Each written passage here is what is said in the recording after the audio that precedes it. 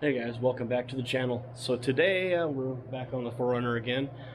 We got over COVID and all that crap, so we can actually come out here and work again, which is nice. So anyhow, we're back on the 4Runner again. We give you a one-up on what got done so far. So we got the master cylinder and slave cylinder off of the 3RZ 4Runner and put it in here, ran the line.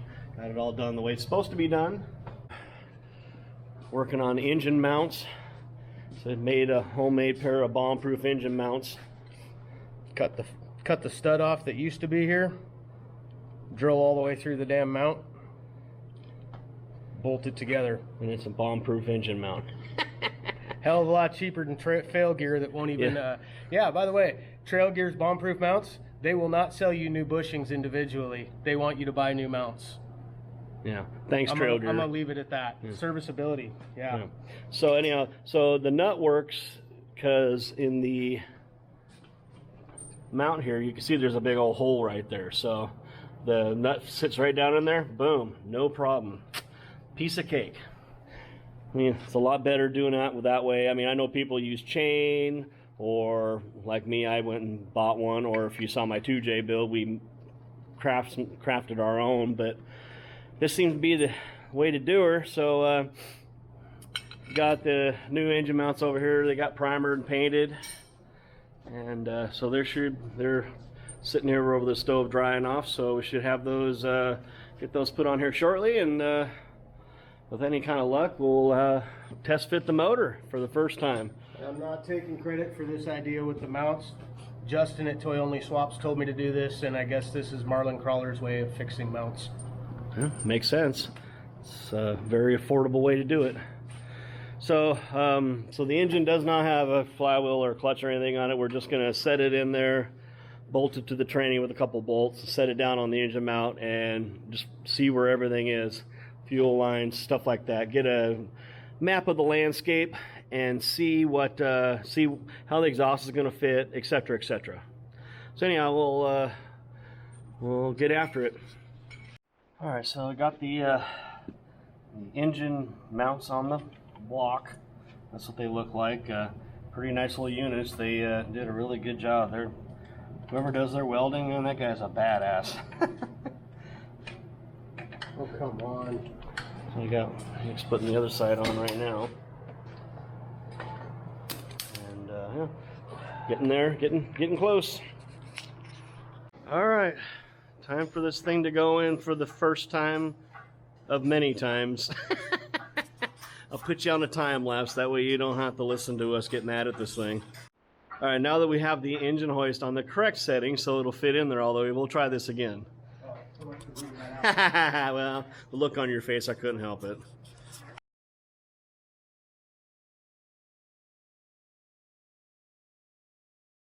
Well, there it is. It's in for the first time. We haven't put the bell housing bolts in it yet, but it's sitting in the tabs on the engine mounts on both sides. And we really don't have any serious clearance issues, unlike mine. Oh yeah.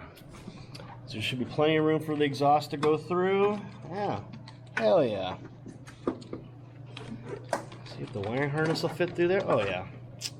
No problem. Shit yeah, like it was meant to be in here. That's all pretty fucking tight right there though. But there's plenty for this to reach down into the wheel though. Yep.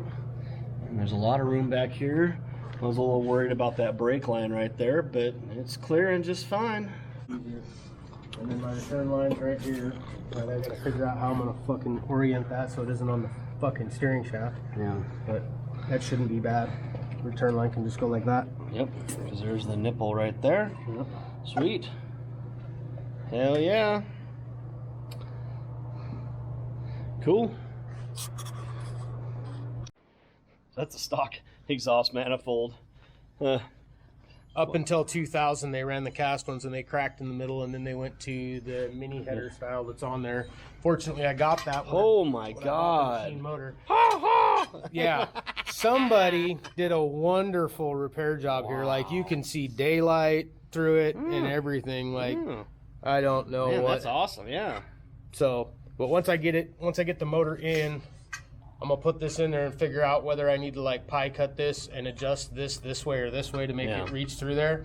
Once I do that, I'm gonna take the old exhaust manifold and bolt that on there to hold it true while I weld it. Hopefully it won't warp too much. Yeah.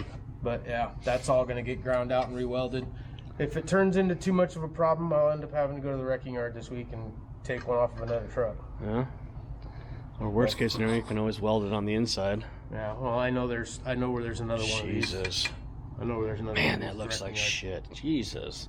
Binford, where I got the inspection cover for the bell housing.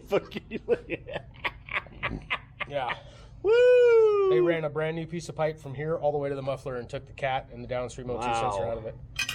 So somebody did eat. Like, I don't even. Wow, well, they got a little bit better there for a second. The bottom where you could see, but dude. Wow. I've done better blindfolded in the fucking dark. Yeah. But whatever. I've done better with a blood alcohol level twice the legal limit. All right, well, back at it again. Day 2 of installation. So what's been done so far is looks like we got the fuel line tidied up, got this all squared away. This is all ready to go. Hydraulics are done. Clutch hydraulics are done. Built a heat shield for all these electrical wires and the brake lines that'll bolt onto those 3 factory bolts and sit right there nicely. Took the plasma cutter and blasted that out real quick like. So that'll sit right there. Sweet. Put that in after I get the motor stabbed in. Got the clutch new clutch flywheel and all that on there. Got the adapted, had to go a little different direction on the heater hoses because obviously the heater core on a first gen 4Runner is in a different place than a second gen 4Runner.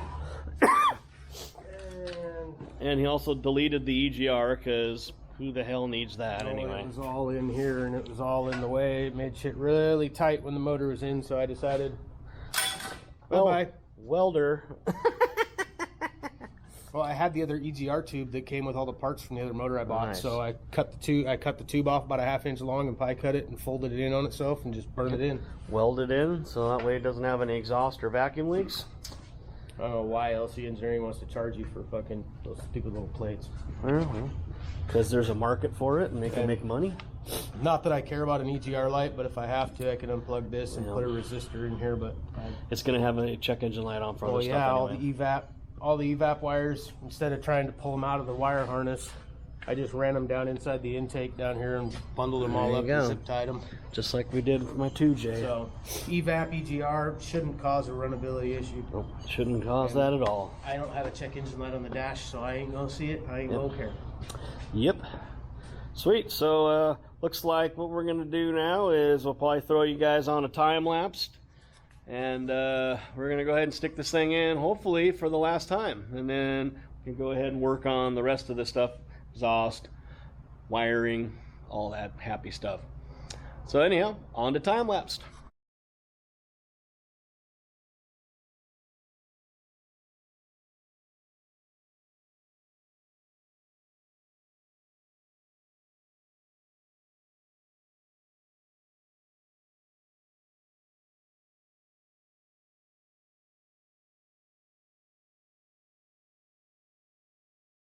Okay. Well, we got it in. After a lot of cussing and there was uncomfortable positions, laying on an engine hoist under a truck. Wasn't being very friendly. Let's just put it that way. But we got it in. Got 2 bell housing bolts in. Got the engine mount bolts started. And that side did not want to go together at all. It was very, very uncooperative. But there's no tension on the engine hoist, and it's sitting where it's supposed to, so that's a good start. You want me to roll this out of the way? It's like a lumbar pillow. Okay. Makes my back hurt just watching it. God. Boy, there's no room here at all. Holy. Damn, that's close. Damn, that's close. That vent. Maybe that wasn't the best spot for it. That's all right. My thought was getting it up high enough so that the rubber hose wouldn't rub on the steering shaft, which it's really fucking close to. Yeah. Yeah, she's in there.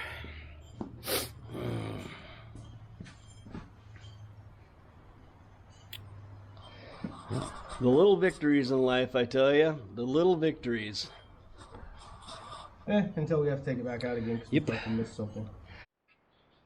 Alright, today we're going to play a game. Well, we play it all the time, we just don't do it on camera. Where'd Mike put the TV remote? Okay, spot number 1. Spot number 2. Spot number 3.